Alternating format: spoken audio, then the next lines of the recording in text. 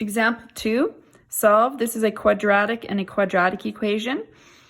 It's up to you which one you want, which method you want to use. In either method, I would isolate the y if I was using substitution, because there's not a way to isolate x. And if I was lining things up, I would also eliminate the y.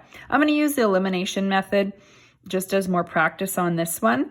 So I've got x, I find with quadratic, I've got the x squareds lined up, the x already, the y's lined up. I'm just going to move the 2 to the other side to line those up so I don't have a number here and a number here. So we're going to get 3x squared minus x minus y equals 2. And I'm going to have 6x squared plus 4x minus y equals 4. So everything's lined up. Now I'm going to eliminate the y. These are already have the same coefficient, so I don't need to multiply these equations. If it's the same sign, identical signs, you're going to subtract to eliminate that. So subtract. 3x squared minus 6x squared is negative 3x squared. Negative x minus 4x is negative 5x. Subtracting those eliminates it. 2 minus 4 is equal to negative 2.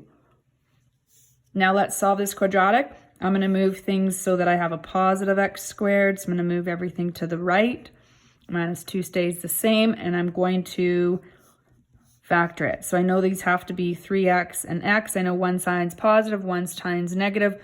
When you try 1 and 2, you'll see 1 here works, 2 here works, so that you get 6x and 1x. So if you want this to be a positive 5, this must be a plus, this must be a minus.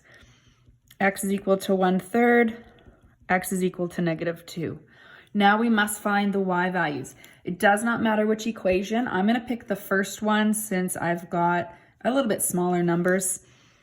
So I'm just going to rewrite that out here for us. So I'm going to plug 1/3 in for x, and I'm going to solve for y. So 1/3 squared is 1/9, minus 1/3 minus y minus 2 equals 0. 3/9 reduces down to 1/3 minus 1/3 minus y minus 2 equals 0. 1/3 minus 1/3 cancels. So you get negative y minus 2 equals 0. So move the y to the other side. Negative 2 equals y. So your ordered pair is 1/3 and negative 2. Now let's find when x equals negative 2. So we'll use the same equation here, but now I'm plugging in negative 2 for x. And we're solving for y. So we get 3 times positive 4 plus 4 minus y minus 2 equals 0.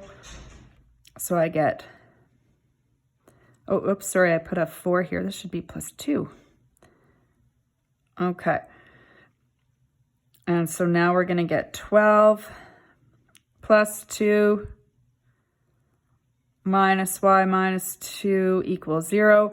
2 minus 2, those are going to cancel, really. So you're going to move this to the other side, and you're going to get 12 equals y. So your ordered pair is negative 2 and 12. Now, had the question said to verify, I would verify. There would be checking both of these in both equations, but I don't necessarily need to verify every single time.